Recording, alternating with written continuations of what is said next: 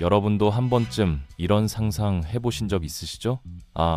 과거로 돌아가서 로또 번호만 알 수 있다면, 미래에 뜨는 지역만 미리 알면 지금 사두고 부자 될 텐데, 이런 생각들요. 그런데 만약 이런 시간 여행이 정말 존재한다면 어떨까요? 농담처럼 들리지만 과학은 이미 그 방법을 밝혀내기 시작했습니다. 이제 과학자들이 말하는 실제 시간 여행의 원리를 이야기해 보겠습니다. 우리는 보통 시간을 강물이라고 생각하죠. 과거에서 미래로 쭉 흘러가는 강이요. 멈출 수도 없고 빨리 갈 수도 없고 뒤로 돌아갈 수도 없다고 믿어왔어요. 그런데 과학자들은 완전히 다른 이야기를 합니다.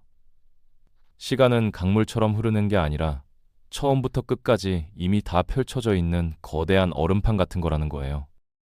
빅뱅이라는 시작점부터 우주가 끝나는 지점까지 과거와 현재와 미래가 동시에 있다는 겁니다. 당신의 할머니의 할머니도 어딘가에 여전히 있고 당신의 손자의 손자도 이미 어딘가에 있다는 뜻이에요. 이게 무슨 말도 안 되는 소리냐고요? 이건 아인슈타인이라는 아주 유명한 과학자가 만든 이론에서 나온 거예요. 아인슈타인은 1905년에 정말 놀라운 걸 발견했거든요. 시간이 모든 사람에게 똑같이 흐르는 게 아니라는 거예요. 어떤 사람에게는 A가 먼저 일어나고 B가 나중에 일어나는데, 다른 사람에게는 B가 먼저 일어나고 A가 나중에 일어날 수 있대요. 둘 다 맞는 거예요. 이상하죠? 그래서 어제가 그냥 사라지는 게 아니라는 거예요. 어떤 사람에게는 당신의 어제가 그 사람의 내일일 수도 있으니까요.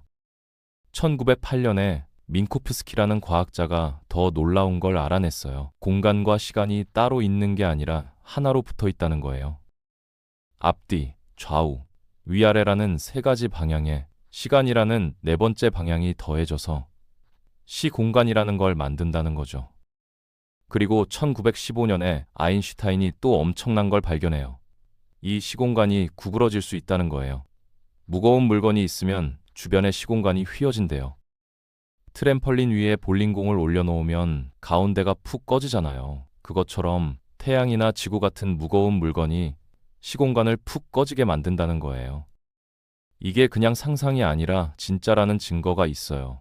수성이라는 행성이요. 수성은 태양에서 가장 가까운 행성인데, 옛날 과학자들이 수성의 움직임을 계산했더니 뭔가 이상했거든요. 계산이랑 실제랑 안 맞는 거예요. 처음에는 보이지 않는 다른 행성이 수성을 잡아당기고 있다고 생각했는데 아무리 찾아도 없었어요. 답은 아인슈타인이 가지고 있었죠. 수성은 태양에 너무 가까워서 시공간이 많이 휘어진 곳에 있고, 그래서 움직임이 달라진다는 거였어요. 아인슈타인 말이 맞았습니다. 그 뒤로 과학자들은 수없이 많은 실험을 했는데 매번 아인슈타인이 맞았어요.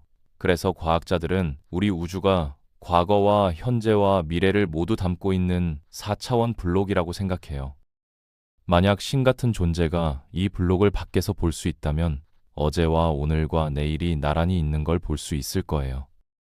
이 블록 안에 있는 모든 건 4개의 숫자로 위치를 정할 수 있어요. 어디에 있는지, 세계, 언제 있는지 하나요. 이걸 좌표라고 부르죠. 여기서 좀 무서운 이야기가 나와요. 이 블록 우주가 진짜라면 당신이 앞으로 할 모든 일이 이미 정해져 있다는 뜻이거든요. 내일 아침에 뭘 먹을지, 누구랑 결혼할지, 어디서 살지 다 이미 블록에 새겨져 있다는 거예요. 책이랑 비슷해요. 책의 100페이지에 있는 주인공은 200페이지에서 무슨 일이 일어나는지 모르지만 이미 다 쓰여 있잖아요. 우리도 그렇다는 거예요. 좀 무섭죠?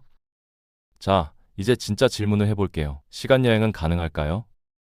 과거와 미래가 현재처럼 진짜로 있다면 그리로 가는 게 왜 안 될까요? 저기가 여기랑 다르지 않듯이 저 때가 지금이랑 다르지 않다면요. 먼저 미래로 가는 것부터 이야기해 볼게요. 놀라운 소식이 있어요. 미래로 가는 시간여행은 이미 가능하고 매일 일어나고 있어요. 진짜예요. 1940년대에 브루노 로시라는 이탈리아 과학자가 있었어요. 이 사람은 뮤온이라는 아주 작은 입자를 연구했는데요. 뮤온은 금방 사라진 입자예요. 100만 분의 1초 정도밖에 못 살아요. 우주에서 빠른 입자가 날아와서 공기랑 부딪히면 뮤온이 만들어지거든요. 로시는 미국 콜로라도에 있는 높은 산에서 이 뮤온을 잡아봤어요. 그런데 이상한 일이 일어났어요.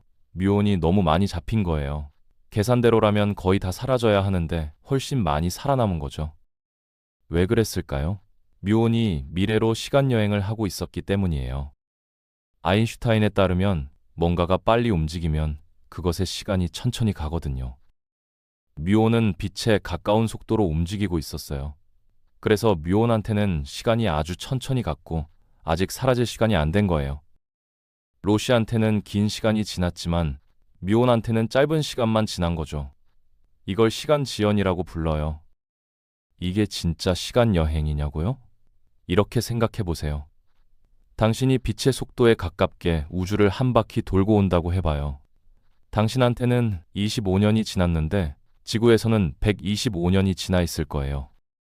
당신은 100년을 건너뛴 거예요. 손녀가 할머니보다 나이가 많아질 수도 있는 거죠. 물론 사람을 그렇게 빠르게 보내는 건 지금은 못해요. 엄청난 에너지가 필요하거든요. 빛의 속도의 99.99%로 가려면 지구 사람 전체가 3개월 동안 쓰는 에너지가 필요해요. 하지만 미래로 가는 또 다른 방법이 있어요. 무거운 물건 근처에 가는 거예요. 아까 무거운 물건이 시공간을 구부린다고 했잖아요. 시공간이 많이 구부러진 곳에서는 시간이 천천히 가거든요. 그래서 아주 무거운 물건, 예를 들어 블랙홀 근처에 갔다가 돌아오면 당신한테보다 지구에서 시간이 더 많이 지나 있을 거예요. 영화 인터스텔라에서 이걸 보여줬어요. 주인공이 블랙홀 근처에 잠깐 갔다 왔는데 지구에서는 수십 년이 지나 있었죠. 지구도 시공간을 구부려요. 아주 조금이지만요. 그래서 높은 산 위에 있으면 바닥에 있을 때보다 시간이 아주 조금 빨리 가요. 사람은 못 느끼지만 아주 정확한 시계는 느낄 수 있어요. 2022년에 과학자들은 1mm밖에 안 떨어진 두 시계가 다른 속도로 가는 걸 측정했어요. 우리가 매일 쓰는 GPS도 이걸 이용해요. 위성에 있는 시계가 지구에 있는 시계랑 다른 속도로 가거든요. 그걸 계산해서 맞춰주지 않으면 GPS가 제대로 안 돼요. 그래서 미래로 가는 건 진짜 가능해요. 이미 증명됐어요. 그런데 과거로 가는 건 어떨까요? 2011년에 엄청난 뉴스가 있었어요. 이탈리아에서 과학자들이 빛보다 빠른 입자를 발견했다는 거예요. 이게 사실이면 물리학이 완전히 뒤집어지는 거였어요. 왜냐하면 아인슈타인에 따르면 빛보다 빠른 건 없거든요. 빨리 가면 갈수록 무거워지고 무거워지면 더 빨리 가기가 더 어려워져요. 빛의 속도에 가까워지면 무한히 무거워져서 더 이상 빨라질 수가 없어요.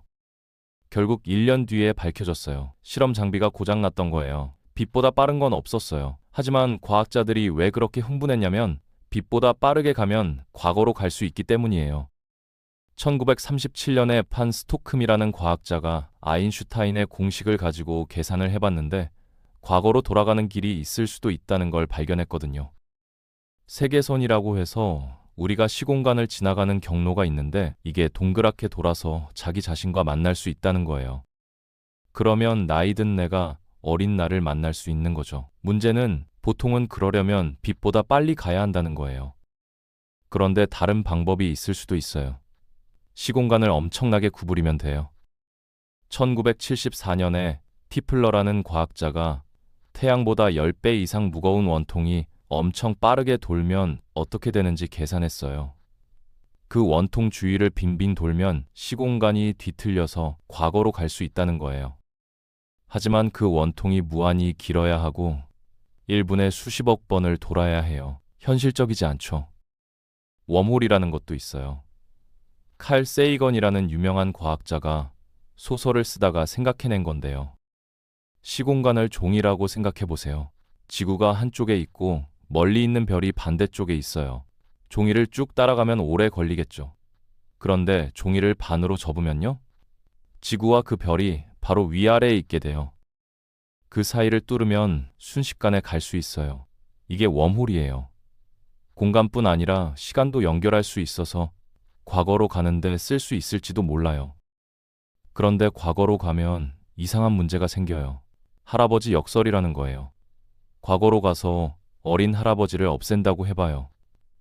그러면 할아버지가 어른이 안 되고 아빠가 안 태어나고 나도 안 태어나요. 그런데 내가 안 태어났으면 어떻게 과거로 가서 할아버지를 없앴죠?